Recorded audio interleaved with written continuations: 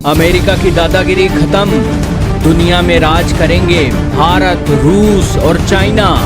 रूस के राष्ट्रपति पुतिन के दौरे बाद पुतिन के गुरु की आई भविष्यवाणी।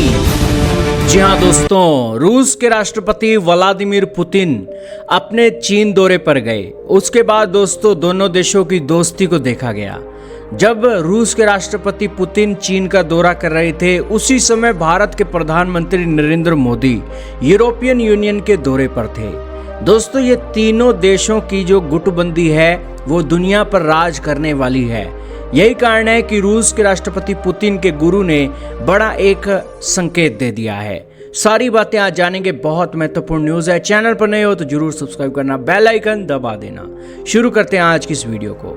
दोस्तों एक समय था जब पश्चिमी देश पूरी दुनिया के नियम तय करते थे, लेकिन अब रूस और चीन उनके प्रभाव को चुनौती दे रही हैं। अगर भारत भी इसमें शामिल हो जाता है तो दुनिया में 4 ध्रुव होंगे। आज के बदलते वैश्विक हालात में ये विचार काफी दिलचस्प लगता है, क्योंकि अमेरिका इन दिनों पतन की तरफ है और चीन के सुपर पावर का उभार हो चुका है। रूस को लेकर कहा जाता है कि वो चीन का सैटेलाइट देश बन सकता है, इसलिए RIC का जिक्र शुरू हो गया है। RIC का मतलब है रूस, भारत और चीन। ये 3 देश मिलकर एक गुट बनाने की थ्योरी दी जा रही है। हाल ही में अलेक्जेंडर दुगिन का विचार रूस में काफी मायने रख रहा है, क्योंकि रूस के राष्ट्रपति पुतिन उनके विचारों को काफी मानते हैं। इसीलिए भारत को एक ध्रुव के तौर पर स्वीकार करना काफी महत्वपूर्ण है। दूसरे विश्व युद्ध के बाद वैश्विक राजनीति में पूरी तरीके से पश्चिमी शक्तियों का प्रभाव रहा, खासकर अमेरिका और यूरोप का।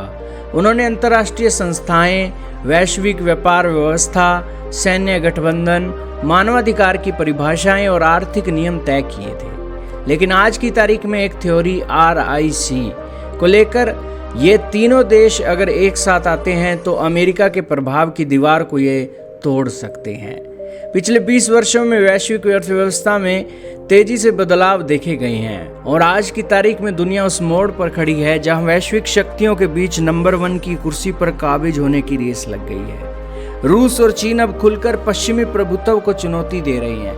भारत भी अपनी स्वतंत्र विदेश नीति और रणनीतिक स्वायत्तता के जरिए संकेत दे रहा है कि वह किसी एक शक्ति गुट का हिस्सा बनने के बजाय एक अलग ध्रुव के रूप में उभरना चाहता है।